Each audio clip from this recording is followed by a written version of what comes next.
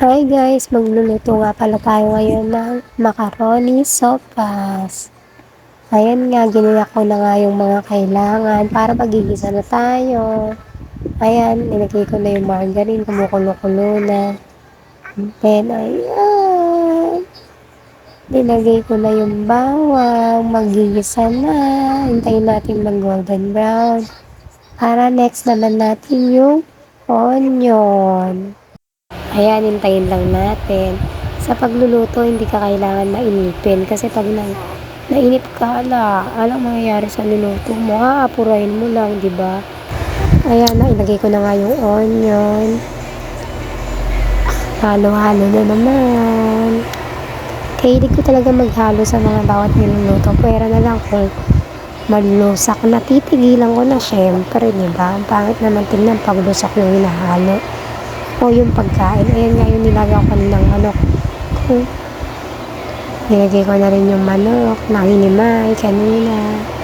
Siyempre, susunod na natin dito yung hotdog. At ayan nga, lalagyan na nga natin mga pampalasa. Siyempre, para masarap, di ba? Ayan nga yung manok kanina. Ayan nga, sinaling ko na nga sa kasirola. Nilagay ko na rin yung hotdog. Then, nilagyan ko ulit ng mantika yung kawali kasi magpipirito tayo ng manok. Hintayin na natin kumulo para mailagay na yung noodles. Ayan, fast forward ko na nga, kumukulo-kulo na nga siya. Ilalagay ko na yung macaroni noodles. Nilagyan ko na rin ng itlog na nilaga.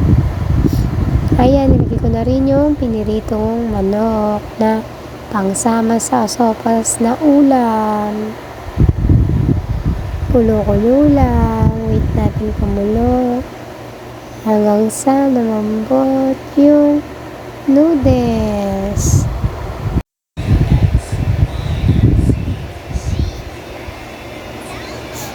Ayan, golden brown na. Fast forward lang kasi masyadong matagal pag hinintay natin. Buti, diba?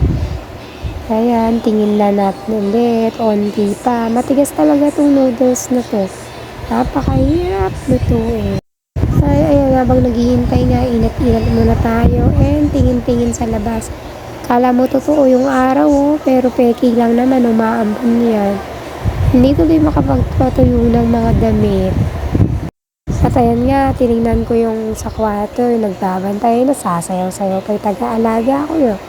Oh, ayan si Bino, gising. Oh, ayan si Ate Yara, busy sa tablet. Ayan, bumalik ulit ako sa niluluto ko, baka masunog eh. Tingnan natin ulit kung pwede na. Ayan, kakain mo yan. Ayan na yung piniritong manok. Then, ilalagay ko na yung gatas para matimplahan na. Kung nanonood ka nga pala ngayon, pa-subscribe naman ako. Thank you, bye-bye. Magluto, hindi ganun magluto. Matagal, kailangan mo maghintay lagi. Diba? Ayan, kakain na. Walang masyadong sahog kasi yung habol namin dito, yung sabaw lang para sa mga bata talaga. Kaya nakabukod yung piniritong manok para pinakaulam. Hilig nga namin pag malamig, inuulam talaga yung sopa sa kanin. Charan, kakain na tayo.